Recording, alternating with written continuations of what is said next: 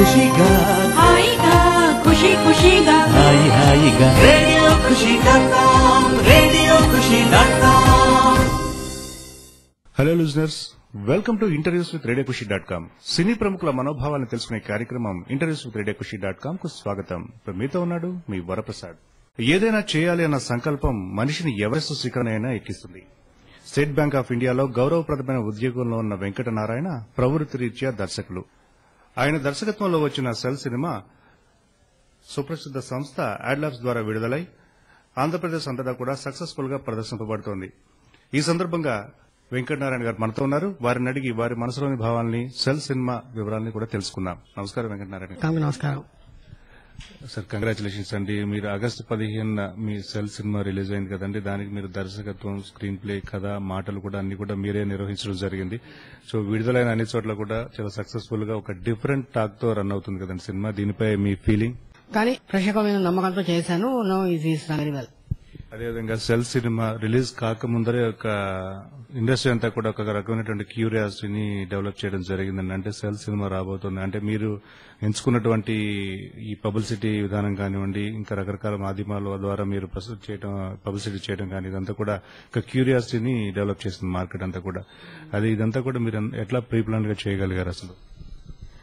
అంటే ఒక ప్లాన్ అంటే ఏం లేదండి, ఏదో కొంచెం డిఫరెంట్ గా ఉండాలి. మన ఎవ్రీ వే ఫిల్మ్ మేకింగ్ దగ్గర నుంచి పబ్లిసిటీ నుంచి ఎవ్రీథింగ్ డిఫరెంట్ గా ఉండాలని ప్లాన్ చేసి చేశాము. చేస్తే కొంచెం వర్కౌట్ అయ్యింది బాగా. ఇంకా టైటిల్ విషయానికి వచ్చేసరికి టైటిల్ మీరు డిఫరెంట్ గా పెట్టడం జరిగింది సెల్ అని పేరుతోటి. అంటే ఆ టైటిల్ ని ఎందుకు పెట్టడం జరిగింది అసలు సినిమాకి? అంటే ఇప్పుడు ఆల్రెడీ చూసినట్టుగానే సినిమాలో ఉన్నట్టుగానే సినిమా టోటల్ గా ఒక సెల్, ఒక క్లోజ్డ్ షెడ్ లో జరుగుతుంది. ఒక పాత పాడుబడ్డ షెడ్ లో. అందులో మన ప్రొటాగనిస్ట్ బంధించబడి ఉంటాడు. అతను బయటకు ఎట్లా వచ్చాడు అన్నది మొత్తం కథ. సో ఆ షెడ్ కి బయట ప్రపంచానికి ఉన్న లింక్ సెల్ ఫోన్ అనమాట. సో అందుకని మొత్తం టోటల్ కథ ఈ రెండింటి మీద నడుస్తుంది. రెండు కూడా సెల్ అంటే 2 మీనింగ్స్ అనమాట. ఒకటి closed cell and 1 cell phone. అందుకని దానికి యాప్ట్ గా ఉంటుందని రెండు కలిసి ఆ నెంబర్ ఆ పేరు పెట్టాం. ఈ కథ డెవలప్ చేయడానికి మీకు ఏదైనా లైన్ ఇన్స్పిరేషన్ అండి? అదే హాలీవుడ్ మూవీ సా అని ఉందండి. ఆ సా అనే సినిమా చూసి నేను ఇన్స్పైర్ అయ్యాను. అది చూసి నేను నా ఓన్ స్టోరీ రాసుకున్నాను. కంప్లీట్ గా స్టోరీ, స్క్రీన్ ప్లే, తర్వాత మాటలు కూడా మీరే రాయటం జరిగింది కదండి. సో అంటే మిగతా రచయితలు ఎవరైనా ఉన్నారా కంప్లీట్ గా? అంటే ఈ కంప్లీట్ స్క్రిప్ట్ వర్క్ కంప్లీట్ చేసి సెట్స్ కు వెళ్ళడానికి ఎంత టైం అయింది? తర్వాత ఈ ట్రావెల్ లో ఈ స్క్రిప్ట్ వర్క్ చేసేటప్పటి నుంచి సెట్స్ వెళ్లే వరకు చాలా స్ట్రగుల్స్ కూడా ఫేస్ చేసి ఉంటారు. సో అవి కూడా కొంచెం వివరంగా చెప్తారా? అంటే ఇది యాక్చువల్ స్క్రిప్ట్ వర్కే నాకు 8 months అయిందండి. యాక్చువల్ ఫస్ట్ మేము ఒక స్టోరీ లైన్ రాసుకున్న తర్వాత దాన్ని మార్పు చేసి ఆల్మోస్ట్ ఒక 12 versions రాసుకున్నాం. This is the 12th version. Final script ఏదైతే ఉందో 12th version. అది దానికి ఒక 8 months కష్టపడి ఫైనల్ చేశాము. దాని తర్వాత మేము ఆర్టిస్ట్ అనుకోవటము, తర్వాత కొంతమంది నేను స్క్రీన్ టెస్ట్ కూడా చేశాను. బట్ కొత్త వాళ్ళు అయితే అంత బాగా రావట్లేదని చెప్పేసి నేను నోన్ ఆర్టిస్ట్లను తీసుకొని రిస్క్ అయినా కూడా టీవీ ఆర్టిస్ట్ చేశాను. అది యాక్చువల్ కాస్టింగ్ విషయానికి వచ్చినట్లయితే అందరూ కూడా టీవీ ఆర్టిస్టులు చేయడం జరిగింది కదండి. అంటే అది ఆల్రెడీ అంటే ఎందువల్ల ఇట్లా చేయడం జరిగింది అంటే పెద్దవాళ్ళు అంటే కొత్త వాళ్ళతో చాలా మంది ప్రయోగాలు చేస్తున్నారు ఇప్పుడు. సో టీవీ ఆర్టిస్టులతోటే మీరు ఎందుకు చేయాలని అనుకున్నారు అసలు యాక్చువల్ గా? అదేనండి, అంటే ఇప్పుడు ఏమవుతుందంటే కొత్త వాళ్ళతో ప్రయోగాలు చేయడం అంటే మనకి పాత వాళ్ళని పెట్టుకోవాలంటే మన దగ్గర బడ్జెట్ ఉండదు. కొత్త వాళ్ళు అంటే ఏమవుతుందంటే అంత పర్ఫార్మెన్స్ చేసేవాళ్ళు మనకి దొరకడం కష్టం. కొత్తగా వాళ్ళు ఫస్ట్ టైం కెమెరా ఫేస్ చేస్తున్నప్పుడు ఇదేంటంటే ఈ కథ more than the story, it is the performance which is vital. Performance బాగుండాలి. ఇందులో చేసిన వాళ్ళ క్యారెక్టర్స్ మనకు కనపడాలి, ఆర్టిస్టులు కనపడకూడదు. సో పర్ఫార్మెన్స్ బేస్డ్ మూవీ కాబట్టి కొంచెం నోన్ ఆర్టిస్టులు బాగా చేస్తారని నాకు నమ్మకం ఉన్న వాళ్ళని తీసుకున్నాను. రోజు ఫిల్మ్ ఆర్టిస్టే కదా, వాడు ఫిల్మ్ లో చేసినా టీవీలో చేసినా కూడా ఆర్టిస్టే అనే నమ్మకంతో నేను ఈ సినిమా చేయడం జరిగింది. సో ఆర్టిస్టుల పర్ఫార్మెన్స్ గురించి కూడా చెప్తారా? ఆర్టిస్ట్ పర్ఫార్మెన్స్ ఇంకా నేను చెప్పక్కలేదు, అందరూ చూసారు, ఆల్రెడీ చూసారు. మంచి అప్రిసియేషన్ వచ్చింది.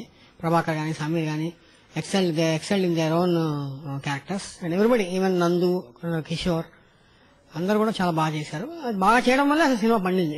మొదట నేను అనుకున్నాను కంటే ఒక 10% ఎక్స్ట్రా చేశారు వాళ్ళు.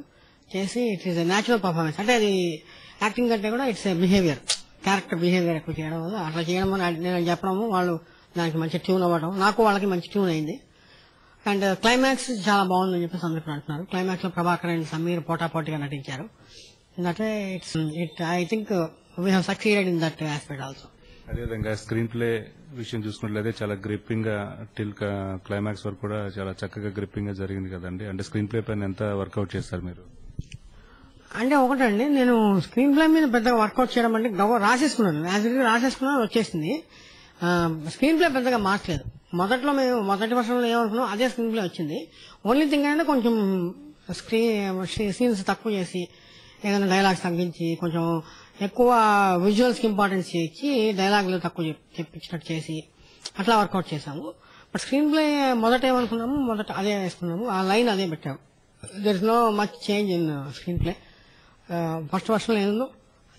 సార్ ఒక విషయం ఇంకొక విషయం ఏంటంటే సినిమా రిలీజ్ కాకముందే మీరు యూజ్ చేసిన పబ్లిసిటీ స్ట్రాటజీస్ ఏవైతే ఉన్నాయో కంప్లీట్ గా ఒక రకమైనటువంటి క్యూరియాసిటీ, అంటే ఇది ఒక సస్పెన్స్ థ్రిల్లరా లేదంటే ఇది ఏ టైప్ ఆఫ్ మూవీ అన్నది టైటిల్ కొంచెం వైవిధ్యంగా పెట్టడం జరిగింది.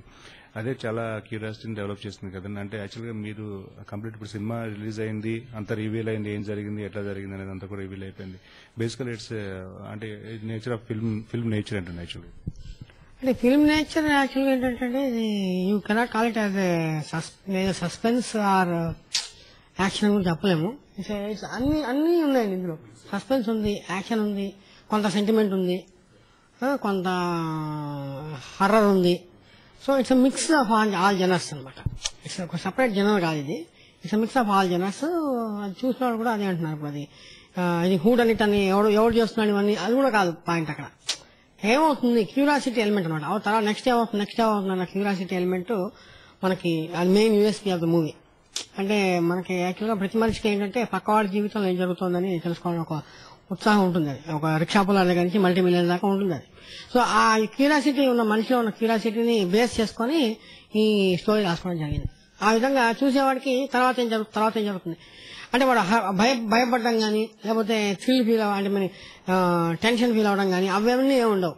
చూస్తూ ఉంటాడు కానీ ఏం జరుగుతుంది ఉత్సాహం మాత్రం ఉత్సుకత వాడికి మాత్రం వాడికి ఉంటుంది. ఆ విధంగా you can call it as a different genre, it mix of all these three అనమాట. బేసిక్ సెంటిమెంటల్ లైన్ ఏంటంటే భార్య పిల్లల్ని రక్షించుకోవాలి అనే ఒక బేసిక్ లైన్ ఉంది. అది సెంటిమెంట్, టోటల్ సెంటిమెంట్. అది లాస్ట్ వరకు వర్కౌట్ అవుతుంది. అది కాక హర్రర్ అంటే కొన్ని సీన్ కొంచెం భయంకరంగా ఉంటాయి, అది హర్రర్. యాక్షన్ అంటే మొత్తం సినిమా అంతా కొంచెం యాక్షన్ టైప్ లో ఉంటుంది. ఇది కాకుండా సస్పెన్స్ ఏంటంటే ఏం జరుగుతుంది అన్నది. ఇది కాకుండా కొంతవరకు ఇంటర్వల్ పాయింట్ వరకు మనకి ఎవరు చేస్తున్నారో అనేది వస్తుంది. ఇంటర్వల్ తర్వాత అది తెలుస్తుంది. దాని తర్వాత ఏం జరుగుతుంది అనేది సెకండ్ హాఫ్. సో ఈ విధంగా it's mix of all genres. Sir అదేవిధంగా మీరు చెప్పిన పాయింట్స్ ఏవైతే ఉన్నాయో అన్ని రకాల ఎలిమెంట్స్ ని కూడా మీరు చక్కగా మిక్స్ చేసి ప్రేక్షకులకు అందించడం జరిగింది కదండి. దానికి ప్రధానంగా క్యారీ కావాలంటే ఖచ్చితంగా ఒక మంచి మ్యూజిక్ కావాలి. ఆ మ్యూజిక్ ఆర్ఆర్ అంతా కూడా చాలా చక్కగా సినిమాకి చేయడం జరిగింది. మ్యూజిక్ ఎవరు చేయించారు, ఆ మ్యూజిక్ వివరాలు కూడా చెప్తారు. మ్యూజిక్ డైరెక్టర్స్ మహేష్ శ్రీధర్ అని వాళ్ళిద్దరు బ్రదర్స్ అండి. వాళ్ళిద్దరు నాకు చైల్డ్హుడ్ ఫ్రెండ్స్, ఎప్పటి నుంచో నాకు తెలుసు. ఒక దాదాపు 20 years నుంచి ఐ నో దెమ్. వాళ్ళు ఏంటంటే కొంచెం వాళ్ళకి బిల్ట్ మన బాండ్ టాలెంట్ ఉంది వాళ్ళకి. సో వాళ్ళ మీద నమ్మకం పెట్టి నేను చేయించాను. అది కాకుండా మేము ఏం చేసామంటే కొంచెం అండర్ప్లే చేసాం మ్యూజిక్. హోర్గా మ్యూజిక్ ఇచ్చేసి చెవులకు జారింగ్గా ఉండకుండా ఒక అండర్ప్లే చేయడం వల్ల అది బాగా వర్కౌట్ అయింది. అది కాకుండా కొంచెం న్యూ టైప్ ఆఫ్ మూవీలో హాలీవుడ్ టైప్ లో మ్యూజిక్ ఉన్నట్టు తెలియకుండా అండర్ కరెక్ట్ మ్యూజిక్ ఉంటుంది, దానికి సౌండ్ ఎఫెక్ట్స్ యాడ్ అవుతాయి. ఈ రెండు కలిపి చేయడం వల్ల అది బాగా వర్కౌట్ అయింది. అదేవిధంగా ఈ చిత్రీకరణ, ఫోటోగ్రఫీ, సినిమాటోగ్రఫీ కూడా చాలా చక్కగా ఐ ప్లెజెంట్ గా చిత్రీకరించడం జరిగింది. అన్ని సీన్స్ కూడా అంటే ఆ షేడ్స్ ఏదైతే మీరు యూజ్ చేశారో కంప్లీట్ గా మీరు పూర్తిగా టెక్నికల్ వాల్యూస్ ఈ రేంజ్ లో మీరు అడాప్ట్ చేసుకున్నారన్నది అందరికి చూసిన వాళ్ళందరికీ కూడా అర్థమవుతుంది సినిమాలో. సో ఆ వివరాలు కూడా చెప్పండి సార్. అంటే బేసికల్ గా మేము ఒకటి అనుకున్నామండి. ఇది యాక్చువల్గా మూడ్ బేస్డ్ సినిమా అండి ఇది. అంటే ఫస్ట్ ప్రేక్షకుడు ఓపెనింగ్ అవ్వగానే ఏ మూడ్ లో ఉంటాడో టోటల్ లాస్ట్ వరకు అదే మూడ్ లో ఉంటాడు. సో మూడ్ కనుక ఎలివేట్ అవ్వాలంటే కొంచెం డార్క్ మూడ్ ఉండాలి. డార్క్ మూడ్ ఎలివేట్ అవ్వాలంటే మనకు పిక్చర్ మీద ఎక్కువ కలర్స్ కనపడకూడదు.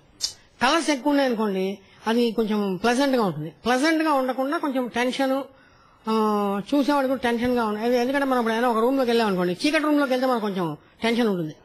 పొద్దున పూటైనా రాత్రి పూటైనా చీకటి రూమ్ లోకి వెళ్తే టెన్షన్ వచ్చేస్తుంది. అటు అనుకోకుండా మనకు వస్తుంది. కొంచెం లైటింగ్ నీటింగ్ ఉందనుకోండి మనం విల్ ఫీల్ ఫ్రీ. కాబట్టి ఇట్లా బ్రైట్ కలర్స్ లేకుండా డార్క్ కలర్స్ పెట్టి కొంచెం మూడీగా చేయాలని మొదటి నుంచి మేము ప్లాన్ చేసుకున్నాం. నేను మా సినిమాటోగ్రాఫర్ జాన్ గారు అనుకున్న తర్వాత ఏం చేసామంటే ఇది మొత్తం సినిమా 4 లొకేషన్స్ లో జరుగుతుంది. ఒక షెడ్, ఒక హాస్పిటల్, పోలీస్ స్టేషన్, కొంత అవుట్డోర్. ఈ 4 లొకేషన్స్ కి 4 కలర్స్ చేసాము ఒకటి లైట్ గ్రీనిష్ ఏమో షెడ్కి ఇచ్చాము.